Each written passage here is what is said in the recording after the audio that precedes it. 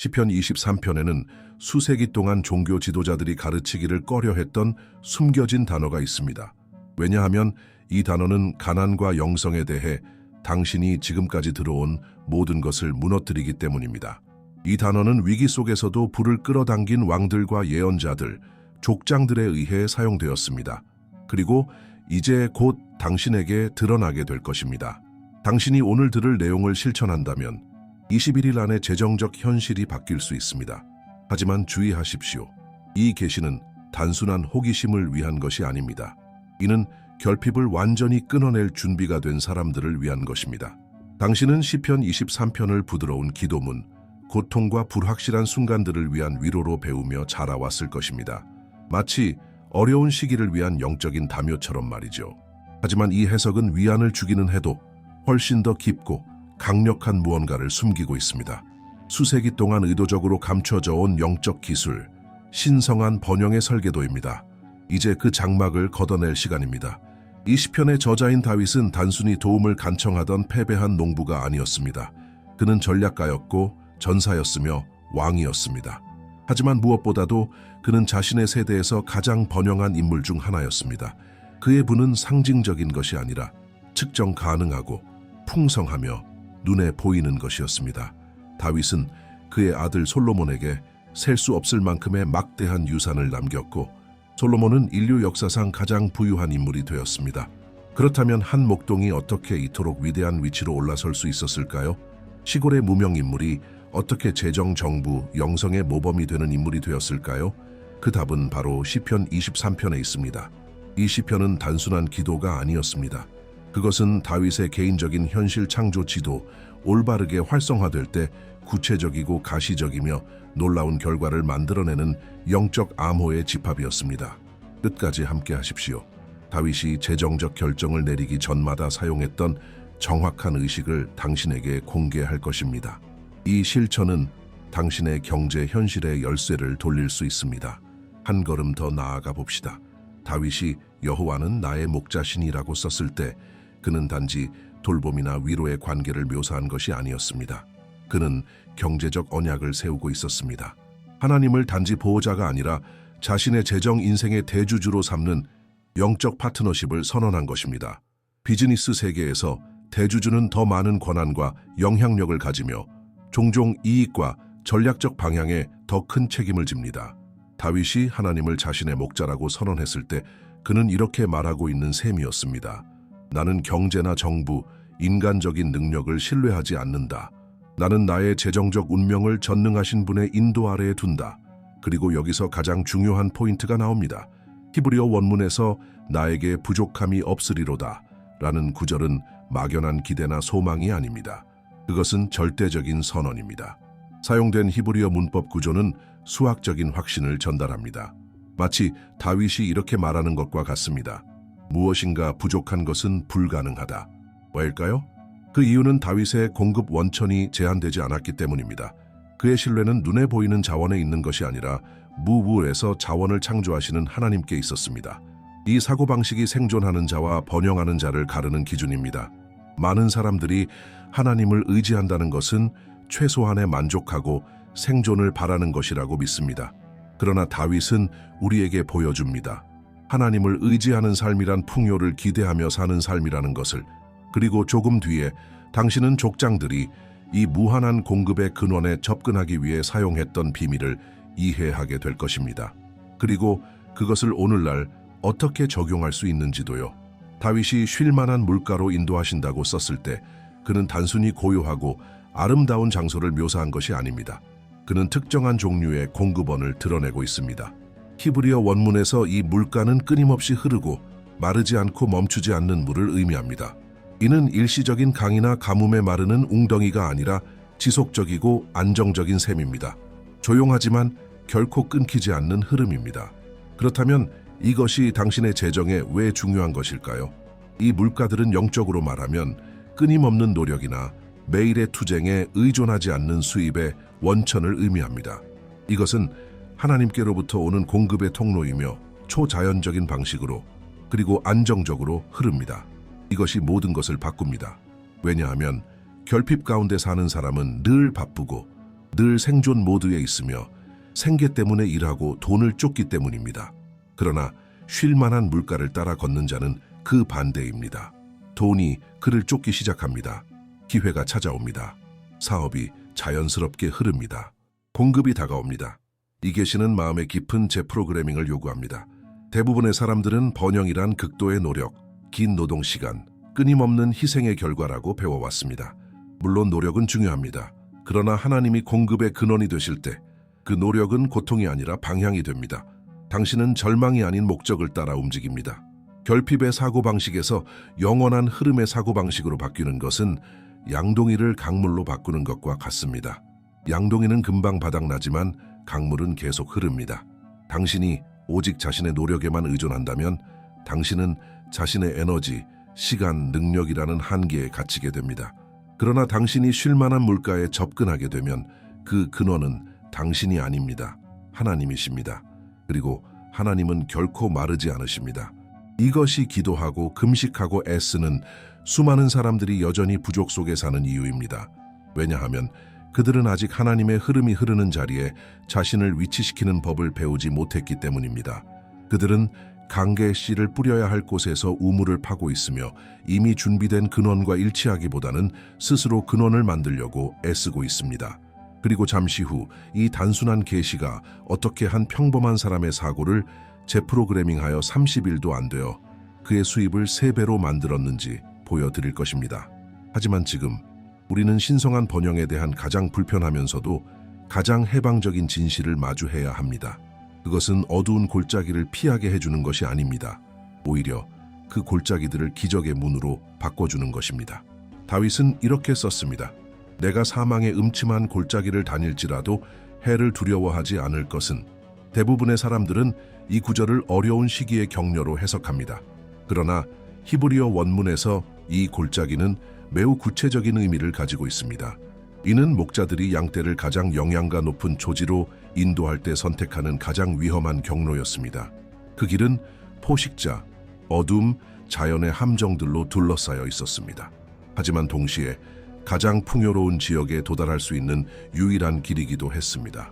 다시 말해 최고의 초지를 얻으려면 가장 위험한 골짜기를 지나야 했습니다. 그리고 여기 많은 사람들이 이해하지 못하는 비밀이 있습니다. 가장 큰 재정적 증가의 기회는 거의 항상 가장 위험하고 혼란스럽고 가능성이 없어 보이는 상황 속에 숨어 있습니다. 믿음의 위대한 인물들도 그랬습니다. 아브라함은 풍요로운 때가 아닌 기근 가운데서 부유해졌습니다. 모든 사람들이 도망치고 있을 때 그는 하나님의 인도를 듣고 씨를 뿌렸습니다. 요셉은 이집트에서 번영했습니다. 감옥에 갇히고 노예가 되었고 억울한 누명을 썼지만 결국 나라에서 2번째로 강력한 인물이 되었습니다. 다니엘도 마찬가지였습니다. 그는 자신의 나라를 떠나 포로로 잡혀간 이방 땅, 적대적인 환경 속에서 번영했습니다. 그들은 골짜기를 피하지 않았습니다. 그들은 골짜기를 지나는 동안 목자를 신뢰했습니다. 그리고 그것이 모든 차이를 만들어냈습니다. 사망의 음침한 골짜기는 당신의 두려움이 가장 크게 외치는 장소입니다. 재정이 위태롭게 느껴지고 당신의 논리가 이건 안 돼 라고 말하는 곳입니다. 하지만 동시에 그것은 곱절의 믿음을 통해 곱절의 축복을 낳는 가장 비옥한 토양이기도 합니다. 왜냐하면 그 순간 당신이 눈에 보이는 것이 아니라 하나님의 말씀을 신뢰할 때 초자연적인 무언가가 활성화되기 때문입니다. 올바른 방향이 드러나고 보호가 나타나며 이전에는 불확실한 뿐이던 곳에 공급이 나타납니다. 그리고 이것은 단지 이론이 아닙니다. 오늘날 그 어느 때보다도 많은 사람들이 이 원리를 실제로 경험하고 있습니다. 나는 한 기독교 여성 기업가의 이야기를 기억합니다. 그녀는 세계적인 경제 불황 속에서 커리어 최대의 위기를 맞았습니다. 주변 모든 사람들이 비용을 줄이고 해고하고 움츠러들고 있을 때 그녀는 시편 23편에서 얻은 단순한 계시에 이끌려 정반대의 선택을 했습니다. 매일 이렇게 선포했습니다. 내가 사망의 음침한 골짜기를 다닐지라도 해를 두려워하지 않을 것은. 그녀는 축소하지 않고 확장했습니다. 줄이지 않고 채용했습니다. 기다리지 않고 행동했습니다. 결과는 어땠을까요? 모든 이가 무너질 때 그녀는 성장했습니다. 대부분이 문을 닫을 때 그녀의 문은 늘어났습니다. 그녀는 이해했습니다. 골짜기는 끝이 아니라 연회장으로 가는 복도의 시작이라는 것을. 만약 당신이 지금 위기를 겪고 있다면 주의 깊게 들으십시오. 곧 재정적 두려움을 초자연적인 곱절의 축복으로 바꾸는 원리를 알려드릴 것입니다. 다윗은 또 이렇게 씁니다. 주께서 내 원수의 목전에서 내게 상을 차려주시고. 여기 시편 23편 전체에서 가장 강력하고 자주 오해받는 계시 중 하나가 있습니다. 이것은 개인적인 장면이 아닙니다. 하나님과 다윗 사이의 은밀한 순간이 아닙니다. 이것은 공개적인 시연입니다. 하나님의 영광의 퍼포먼스입니다. 고대 중동 문화에서 누군가를 위해 식탁을 차리는 것은 최고의 존경, 관대함, 그리고 지위 상승을 상징하는 행위였습니다. 아무에게나 식탁을 차려주지 않았습니다. 이것은 오직 귀빈을 위한 것이었습니다. 이제 상상해 보십시오. 하나님께서 다윗을 위해 식탁을 차리시되 그의 원수들 앞에서 그렇게 하십니다. 그를 의심했던 사람들, 그를 비웃었던 자들, 그의 실패를 바랐던 자들, 그의 몰락을 예언했던 자들 앞에서 말입니다. 이 식탁은 전환점의 잔치를 의미합니다. 공개적인 승리의 선언입니다. 하나님은 단지 다윗의 필요를 채우신 것이 아니라 다윗을 높이셨습니다. 그의 명예를 회복시키셨고 과거의 수치를 영광의 무대로 바꾸셨습니다. 그리고 이것은 단지 다윗만의 이야기가 아닙니다. 바로 당신의 이야기이기도 합니다. 우리 모두는 삶의 여정 속에 보이지 않는 관객들을 가지고 있습니다. 우리를 의심했던 사람들, 실망했을 때 비웃었던 사람들, 실패를 지적했던 사람들, 아무것도 없을 때 우리 곁을 떠난 사람들.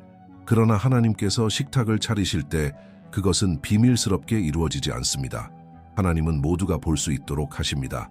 왜냐하면 하나님의 번영은 단지 당신 개인을 위한 것이 아닙니다. 그것은 하나의 증거입니다. 하나의 표식입니다. 세상에 보내는 메시지입니다. 하나님은 모든 것이 끝난 것처럼 보여도 끝까지 신뢰하는 자를 높이신다는 것을. 그리고 이 전환은 우연이 아닙니다. 그것은 의도된 것입니다. 하나님은 당신의 아픔의 무대를 가장 큰 승리의 무대로 삼으십니다. 사람들이 당신이 쓰러지는 것을 보았던 바로 그 장소에서 이제 그들은 당신이 2배의 힘으로 일어서는 것을 보게 될 것입니다. 나는 카를로스라는 한 청년 기업가의 이야기를 기억합니다. 그는 기독교인이었고 4번이나 사업을 시작하려다 실패했습니다. 문이 닫히고 돈을 잃고 자신의 가족들로부터 공개적인 수모를 당했습니다. 완전히 바닥에 떨어졌을 때 그는 시편 23편의 이 계시를 발견했습니다. 그리고 매일 이렇게 선언하기 시작했습니다. 주께서 내게 상을 차려주시고. 하지만 그는 단지 말로만 외친 것이 아니라 아주 구체적인 장면을 시각화했습니다. 자신이 과거에 실패했던 바로 그 건물로 돌아가는 모습을. 하지만 이번에는 소유주로서, 승리한 자로서의 모습이었습니다. 3주 후 그는 한 투자자를 만났습니다. 우연이었을까요? 아닙니다. 그것은 하나님께서 식탁을 차리신 것이었습니다. 그 투자자는 그의 프로젝트에 자금을 지원했고 적절한 인맥도 연결해 주었습니다. 얼마 지나지 않아 카를로스는 자신의 새 사무실을 개업했습니다. 그가 인생 최대의 실패를 경험했던 바로 그 주소에서 식탁이 차려진 것이었습니다. 그리고 과거에 그의 끝을 예언했던 원수들은 이제 그의 부활을 지켜보고 있었습니다. 곧 당신에게 돈이 다가오는 방식을 완전히 바꾸는 단 6단어의 강력한 선언을 알려드릴 것입니다. 하지만 그 전에 우리는 넘침에 대해 이야기해야 합니다. 다윗은 단지 자신에게 충분한 것이 있다고 말하지 않았습니다. 그는 이렇게 말했습니다. 내 잔이 넘치나이다. 이것은 무한한 풍요의 언어입니다. 그리고 다시 말하지만 단순한 시적 표현이 아니라 이것은 하나의 영적 원리입니다. 히브리어적 맥락에서 잔이 넘치는 것은 극도의 관대함을 상징했습니다. 주인은 손님의 잔을 가득 채워 넘치게 하며 이런 메시지를 전하는 것이었습니다. 당신이 내 식탁 아래 있는 한 절대로 부족함이 없을 것입니다. 이것은 종교적 이미지가 아닙니다. 이것은 영적 실제입니다. 다윗은 이렇게 말하고 있는 것입니다. 하나님께서 나에게 부으시는 공급의 수준은 어떤 필요도 초과한다. 나는 소비할 수 있는 것보다 더 많이 받는다. 혼자 감당할 수 있는 것보다 더 많다. 이것이 바로 수혜자를 공급자로 변화시키는 풍요의 수준입니다. 당신의 잔이 넘칠 때 더 이상 도움을 구하지 않고 도움을 제공합니다. 당신은 해답이 됩니다. 해결책을 만듭니다. 프로젝트를 추진하고 비전을 지원하며 다른 사람들을 축복합니다. 하지만 이 풍요는 우연히 일어나는 것이 아닙니다. 이것은 시편 23편의 영적 코드들이 활성화될 때 직접적으로 나타나는 결과입니다. 당신이 준비된 초지를 따라 걷고 끊임없이 흐르는 물을 마시며 용기를 가지고 골짜기를 통과하고 존귀의 식탁 앞에 올바른 자리에 설 때 넘침은 피할 수 없는 결과입니다. 그리고 여기 훨씬 더 깊은 개념이 등장합니다. 재정의 진동 필드, 우주의 모든 것은 특정한 진동수로 진동합니다. 당신의 생각, 감정, 말도 마찬가지입니다. 만약 당신이 결핍에 진동한다면 두려움, 불안, 절망, 당신은 그러한 진동을 확인시켜줄 현실만을 끌어오게 됩니다. 그러나 당신의 마음, 감정, 행동이 신성한 풍요의 원칙과 일치할 때 당신의 진동이 바뀝니다. 그리고 당신 주위의 모든 것이 반응하기 시작합니다. 시편 23편은 의식적으로 살아낼 때 당신의 영적 주파수를 끌어올립니다. 혼돈의 파장에서 당신을 끌어내어 공급의 정렬 상태로 인도합니다. 이로써 당신은 올바른 사람들, 올바른 문, 올바른 아이디어, 올바른 투자들을 끌어당기는 진동 속에서 작동하게 됩니다. 이것은 마법이 아닙니다. 이것은 언약입니다. 풍요의 하나님과 영이 정렬된 자가 누리는 결과입니다. 앞으로 몇 분 안에 나는 당신의 생각, 감정, 행동을 어떻게 정렬시켜 주변의 번영의 자기장을 창조할 수 있는지를 알려드릴 것입니다. 시편 23편의 히브리어 원문에는 매우 강력한 활성화 능력을 지닌 단어가 하나 있습니다. 고대 랍비들은 이 단어를 하늘의 보물에 접근하는 열쇠라고 여겼습니다. 이 단어는 시편의 마지막 절에 숨겨져 있습니다. 다윗이 이렇게 썼을 때 정령 선하심과 인자하심이 나를 따르리니, 대부분의 번역은 이 표현의 힘을 완전히 잃어버립니다. 다윗이 실제로 히브리어 원문에서 쓴 말은 톱가 나를 따르리라. 그리고 여기에 비밀이 있습니다. 톱는 단순히 좋음을 의미하지 않습니다. 그것은 모든 것 중 가장 좋은 것을 의미합니다. 탁월함, 완전한 풍요, 하나님의 선하심이 가장 순수하고 강력한 형태로 나타나는 것을 의미합니다.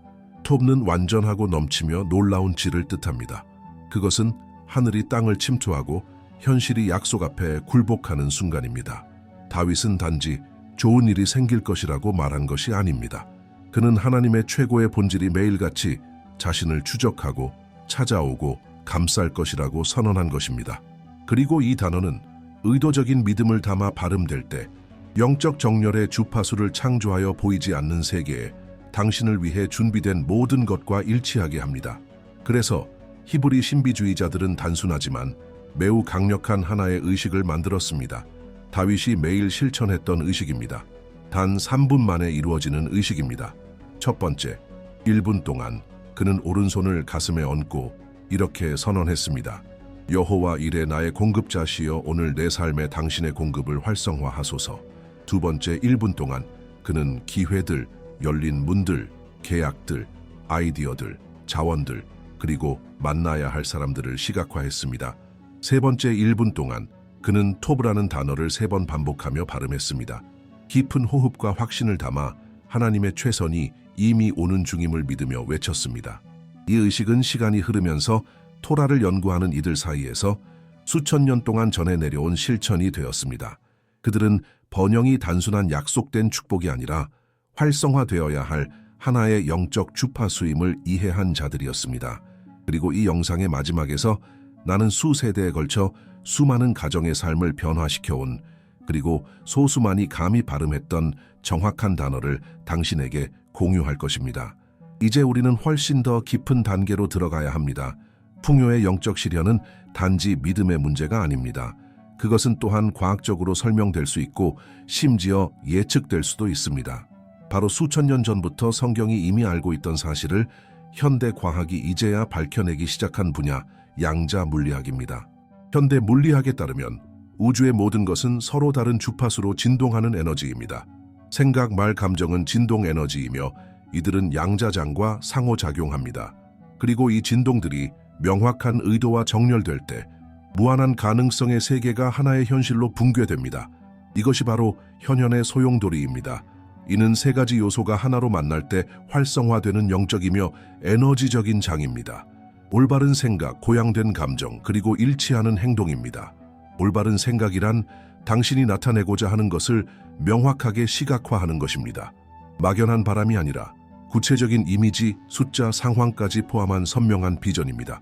고양된 감정이란 아직 일어나지 않았음에도 불구하고 이미 받은 것처럼 감사와 기쁨, 평안을 느끼는 것입니다. 실현된 미래의 감정을 현재로 가져오는 것입니다. 잃지 않은 행동이란 매일매일 그 비전이 이미 현실인 것처럼 살아가는 것입니다. 당신의 믿음과 일치된 결정을 내리고 약속된 방향으로 주저없이 행동하는 것입니다. 이 세 요소가 동시에 작동할 때 당신은 우주와 영적 세계에 분명한 메시지를 보냅니다. 당신이 준비되었다는 메시지를 감당할 준비가 되었고 받을 준비가 되었으며 넘치도록 나눌 준비가 되었다는 선언입니다. 이제 당신이 그 과정을 이해했으니 앞으로 21일 동안 어떻게 이 모든 것을 적용하여 눈에 보이고 측정 가능한 결과를 얻을 수 있는지를 알려드리겠습니다. 오랫동안 시편 23편은 단지 위로의 본문, 애도나 두려움, 불확실함의 순간을 위한 기도로 여겨졌습니다. 물론 이 시편은 큰 위안을 줍니다. 그러나 그 힘을 거기에만 국한시키는 것은 다윗이 기록한 모든 단어 뒤에 숨겨진 진정한 목적을 무시하는 것입니다. 시편 23편은 단지 영적인 시가 아닙니다. 그것은 하나의 코드입니다. 하나의 지도입니다. 신성한 번영을 활성화시키기 위한 완전한 매뉴얼입니다. 각 절마다 하나의 열쇠가 숨겨져 있고 각 이미지마다 하나의 원리가 담겨 있습니다. 이 원리들이 이해되고 선포되고 삶으로 실현될 때 그것은 단순히 고통을 완화하는 것이 아닙니다. 그것은 불을 세우고 안정감을 구축하며 유산을 창조합니다. 오늘 당신은 그 지도를 손에 넣었습니다. 이제 다음 단계는 적용입니다. 그래서 나는 당신에게 도전장을 내밉니다. 앞으로 90일간 당신의 재정 인생은 완전히 달라질 것입니다. 만약 당신이 지금 들은 모든 것을 실제로 실행에 옮긴다면 이 기간 동안 매일 아침 시편 23편 전체를 선언하면서 하루를 시작하십시오. 단지 암송하지 마십시오. 선포하십시오. 시각화하고 느끼고 이미 실현된 것처럼 매 구절을 살아내십시오. 그리고 그 직후 오른손을 가슴에 얹고 이렇게 확신 있게 말하십시오. 여호와 이레 나의 공급자이시여. 그 다음 톱라는 단어를 3번 반복하십시오. 의도를 담고 믿음을 담고 완전한 집중 속에서 발음하십시오. 매일 빠짐없이 이 과정을 실행하십시오. 그리고 당신 주변에서 어떤 일들이 일어나는지 관찰해 보십시오. 놀라운 동시성, 열리는 문들, 돌아오는 사람들, 흐르기 시작하는 아이디어, 도착하는 자원들. 이 단순한 순서, 여호와 이레, 톱는 단순한 말이 아닙니다. 그것은 당신의 현실을 다시 설계하는 하나의 주파수입니다. 하늘이 이미 준비한 모든 것을 살아낼 준비가 되었다는 영적 세계에 보내는 명확한 신호입니다. 완벽한 조건이 갖춰지기를 기다리지 마십시오. 믿음으로 시작하십시오. 번영은 소수에게만 허락된 보상이 아닙니다. 그것은 자신의 정체성을 이해하고 잠재력을 활성화하는 모든 자에게 풀어지는 목적입니다. 그리고 오늘부터 당신은 그것을 살아낼 수 있는 완전한 지도를 손에 넣었습니다. 이제 결정은 당신에게 달려 있습니다.